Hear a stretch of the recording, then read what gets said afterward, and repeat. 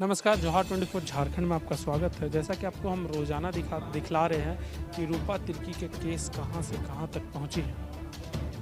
हर दिन रूपा तिर्की की केस के एक नया मोड़ देखने को मिल रहा है।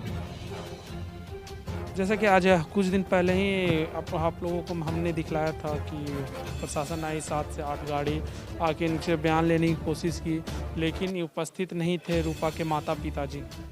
घर पे बच्चे थे। फिर पुलिस प्रशासन के साहिबगंज से जो प्रशासन आए थे, फिर उनके द्वारा बोला गया कि हम 11 बजे के आएंगे, लेकिन यहाँ के जो उनके माता पिताजी थे वो आके इंतज़ार किए।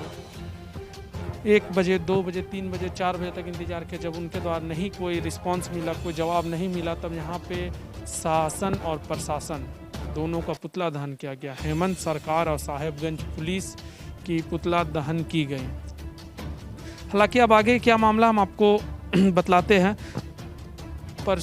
आज से परसों इनको एक नोटिस आया था कि अपने 20 मई को आके अपना सारा स्टेटमेंट थाने पे आके दे दीजिए।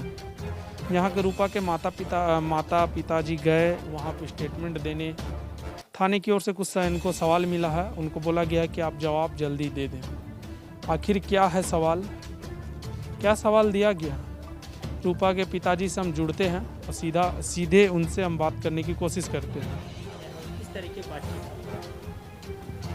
वहाँ सुबह में परसों तो शाम को एक व्हाट्सएप मैसेज आया था, कहाँ से आया था हमको पता नहीं। उसमें बोला गया था कि 100 CRPC 160 के तहत जो नोटिस था उसमें 306 के संदर्भ में ये बयान देना था। तो वो रात में लगभग 10 बजे आया था। तो मैं सोचा कोई पुलिस वाला ही किया था, उसका कोई मतलब सेव नाम उम नहीं था। फिर मैं सुबह में अपना तैयारी करने लगा और उसमें टाइम दिया गया था कि बच्चों को दिया गया था 10 से 4 बजे तक और मेरे लिए 12 बजे था। फिर 10:30 बजे ही रातू थाना से ये एक कांस्टेबल को भेजा गया। फिर वो लोग बोले कि आप रिसीव करो इसको। मैं बोला जब हम बयान देने के लिए तैयार हैं किस लिए रिसीव करेंगे? फिर आप जाके बोल देंगे कि भाई बयान देने का इच्छुक नहीं है, बोलेंगे हमारे ऊपर इल्ज़ाम लगाएंगे। जब हम तैयार हैं तो फिर किस लिए लेंगे? ठीक है, हम तैयार करते हैं, 12 बजे का टाइम दिया है, हम 12 बजे पहुंचा देंगे। फिर वो गए उधर से। फिर रातू थाना के बड़े बाबू वापस उनको भेजे। फिर बोले उनको बात कराओ। फिर वो बात किए, बोले आप घर में परसों को हम एक्चुअली हम नहीं थे। वो बोले कि आप घर में थे लेकिन आप बोल दिए कि नहीं है। तो मैं बोला सर आपको क्या प्रूफ चाहिए, मैं दे सकता हूँ, मैं हकीकत में नहीं था और मैं बयान देने के लिए तैयारी कर रहा हूँ और आपको दे दूँगा। फिर हम लोग थाना गए, मैं था, जिला परिषद ये अमर उरांव था, फिर युवा छात्र संघ का वो सुमित था और मेरा एक साधु था। वहाँ गए, बड़ा बाबू से बात किए। फिर उनको मैं वही बयान रिसीव करने के लिए बोला, वो लोग रिसीव किए। फिर ये पोस्टमार्टम रिपोर्ट मांगा, तो पोस्टमार्टम रिपोर्ट तो दिए लेकिन वो इतना मतलब क्लियर नहीं दिखाई दे रहा है। और ये मैं बोला उसका ये शायद पुलिस की भाषा में कुछ अलग होती है। हमारी ये जो पंचनामा रिपोर्ट भी के लिए भी मैं मांगा तो बोला मिल जाएगा। और मैं जो उसमें बयान में दिया हूँ कि रिसीव करने के बाद में वो लोग मेरे लिए मेरे नाम से, फैमिली के नाम से, बच्ची के नाम से कुछ प्रश्न दिए हैं, लेकिन उनका तो प्रश्न का जवाब मैं दूंगा ही, लेकिन हमारा भी कुछ है जिसका जवाब उनको भी देना चाहिए। तो ये जैसे आपने बयान दिया तो आपने लिखित में बयान दिया जी। और अब हमें बस ये बताइए कि वहाँ का जो माहौल था, क्या दबाव वाला माहौल था या फिर थोड़ा सा टेंशन वाला था? किस तरह का वहाँ माहौल क्रिएट किया?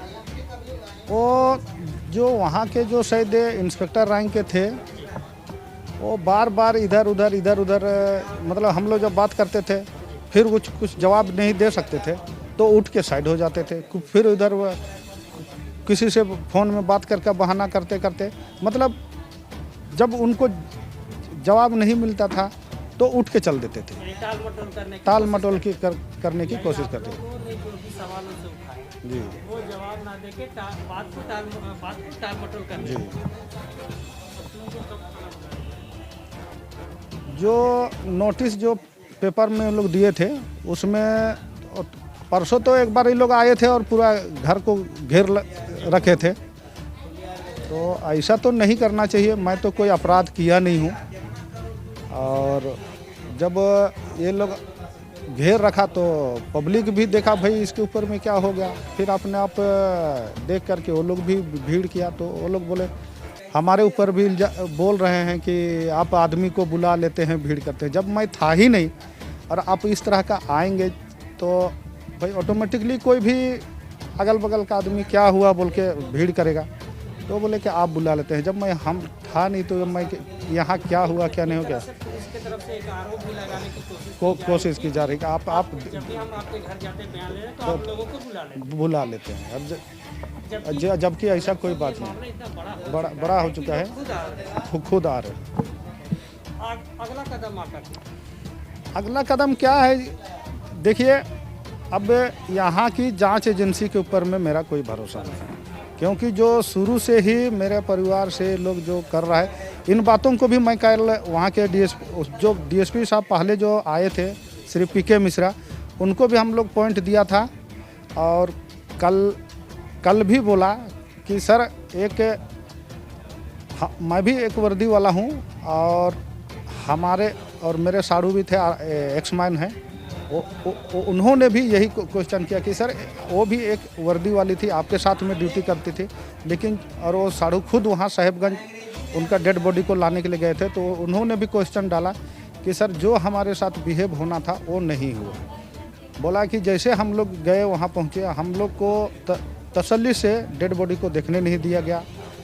हड़बड़ी में पुलिस को इतना क्या हड़बड़ी था, जो हम लोग एंट्री किए 5-10 मिनट में ही डेड बॉडी को बिना हम लोग को बताए उठा करके पोस्टमार्टम के लिए ले जाया गया। तो इस तरह उसके बाद में जो वहाँ से डेड बॉडी को भी रवाना किया, तो कब रवाना किया वो भी पता नहीं।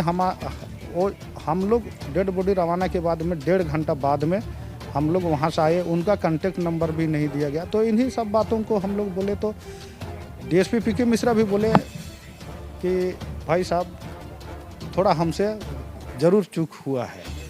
तो इस तरह से हम अभी अगर हमारे ऊपर सिर्फ पुलिस लगाने से क्या फ़ायदा है, तो वो ऐसी सोचते होंगे कि उनको प्यार से बोलेंगे तो ये चुप हो जाएंगे, लेकिन हर बाप को उतना ही दुख रहेगा जो मेरे साथ में है, तो वो तो इन सब चीज़ को महसूस करेगा ही। दुख की घड़ी तो है ही, और साथ में प्रशासन के लोग इस तरह का व्यवहार करेंगे तो जरूर कहीं ना कहीं मन में एक दुख रहेगा। एक पिता है, एक जो कि सर्विस में खुद है जी, उसके बाद उसके साथ ऐसा काम किया जाता है। जी। अभी जैसा बताया जा रहा है कि आपने बताया कि उनके तरफ से 3 सवाल या 4 सवाल दिए गए, उनका जवाब कब तक मांगा गया? उन्होंने तो टाइम के लिए नहीं बोले, टाइम बाउंड्री से वैसा कुछ नहीं बोले, वैसे सिर्फ वो क्वेश्चन को रिसीव करा के दिए हैं, तो उसका हम तैयारी कर रहे हैं, दे देंगे। हमारे साथ अभी जुड़े थे रूपा तिर्की के पिताजी। रूपा तिर्की के पिताजी ने बतलाया कि क्या मामला था। इन्होंने थाना गया था, इनके पिताजी ने थाना गया, रातू थाना गया, वहाँ पे कुछ सवाल दिया गया इनको, और इनका कहना है कि थाने के रवैया से यह लगा है कि इनको जांच पे कोई भरोसा नहीं है। रूपा के आपको फिर से बतला दूं कि रूपा के पिताजी को प्रशासन पे कोई भरोसा नहीं है। वो सीधा कहते हैं कि हमें इनकी जांच पे कोई भरोसा नहीं है। आखिर ऐसा क्यों कहा इन्होंने? लगातार हमारे खबरों के साथ जुड़े रहने के लिए जोहा 24 को लाइक करें, सब्सक्राइब करें, शेयर करना ना भूलें। अभी तक इतना ही। आगे की रूपा तिर्की की हर जानकारी के लिए हमारे चैनल से जुड़े रहें।